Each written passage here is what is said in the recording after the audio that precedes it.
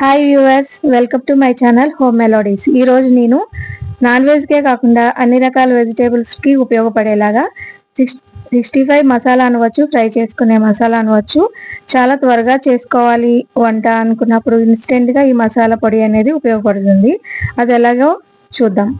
ముందుగా అయితే 1 కప్పు శనగపిండిని తీసుకున్నాను, 1/2 కప్పు కార్న్ఫ్లవర్ తీసుకున్నాను, 1 లేదా 2 చెంచాల వరిపిండిని అయితే తీసుకున్నాను. ఇవన్నీ కూడా ఒక బౌల్లోకి కలిపేసుకుంటున్నాను. దీనికి సరిపడినంత కారం వేసుకోవాలి. ఇక్కడ నేను 2 స్పూన్స్ వేసుకుంటున్నాను. ఇక్కడ వెజిటేబుల్స్తోనే నేను వెరైటీస్ చేస్తున్నాను కాబట్టి కారం తక్కువ వేసుకుంటున్నాను. ఒకవేళ నాన్ వెజ్ చేసుకోవాలి అనుకుంటే మీరు ఎక్కువ కారం వేసుకోవచ్చు. ఇంకా కలర్ఫుల్గా కావాలి అనుకుంటే కాశ్మీరీ రెడ్ చిల్లీ పౌడర్ కూడా ఉపయోగించుకోవచ్చు. ఇక్కడ నేను అల్లం వెల్లుల్లి పేస్ట్ 2 స్పూన్స్ వేసుకుంటున్నాను. ఇంకా సరిపడినంత సాల్ట్ అయితే వేసుకుంటున్నాను.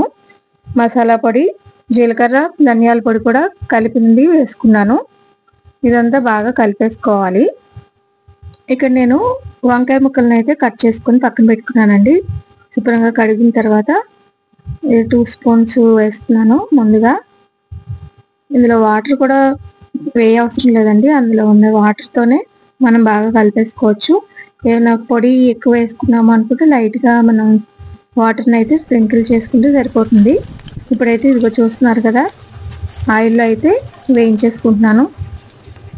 ఇది ఆయిల్ కూడా అసలు ఏమీ పట్టదండి, పీల్చిపోదు ఎక్కువ ఆయిల్ అయితే. ఇలా తొందరగా కలిపేసుకున్న పిండిని మనం ఇలా యూజ్ చేసుకోవచ్చు. అన్ని రకాల వెజిటేబుల్స్లోకి కూడా మనం ఇలా వేసేసుకొని వేయించుకోవచ్చు. అప్పుడప్పుడు ఏమైనా చేసుకోవాలి, స్నాక్గా కావాలి అనుకున్నా కూడా ఇలా క్విక్గా అయిపోతుంది. చూస్తున్నారు కదా, వంకాయ 65 అయితే అయిపోయింది. ఇది సాంబార్ రైస్లో కూడా చాలా బాగుంటుంది.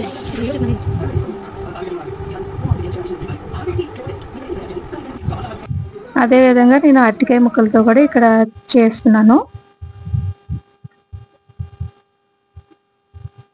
అరటికాయలు అయితే ఇందులో వేసేసుకొని ఇక్కడ అన్ని అరటికాయ ముక్కల్ని వేసేసుకున్నాను. దానికి సరిపడా మనం ముందుగా ప్రిపేర్ చేసుకున్న పౌడర్ని అయితే వేసుకొని కలుపుకోవాలి. డ్రైగానే కలుపుకోవాలండి. ఇందులో లైట్గా వాటర్ స్ప్రింకిల్ చేసుకుంటే సరిపోతుంది, ఎక్కువ వాటర్ అయితే వేయ అవసరం లేదు. ఇలా డ్రైగానే కలిపేసుకొని వేయించేసుకోవచ్చు. పిల్లలు కూడా చాలా ఇష్టంగా తింటారు. ఇవి పప్పన్నంలోకి కానీ లేదంటే సాంబార్లోకి కానీ లేదా స్నాక్లకు కూడా బాగుంటాయి. మనం కట్ చేసుకునే విధానంలో కూడా మార్చుకోవచ్చు. వెజిటేబుల్స్ని ఇలా వేయించేసుకుంటే చాలా బాగుంటాయి క్రిస్పీగా.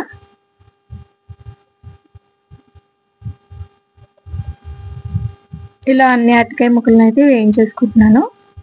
తొందరగానే వేగిపోతాయండి, ఇందులో వాటర్ వేసి కలపలేదు కదా పిండిని, కాబట్టి తొందరగానే వేయించేసుకోవచ్చు.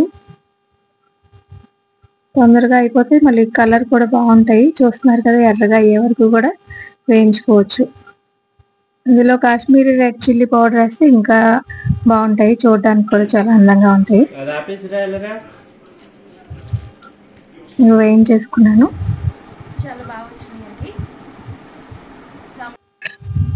చూస్తున్నారు కదా, చాలా బాగా వచ్చినాయి.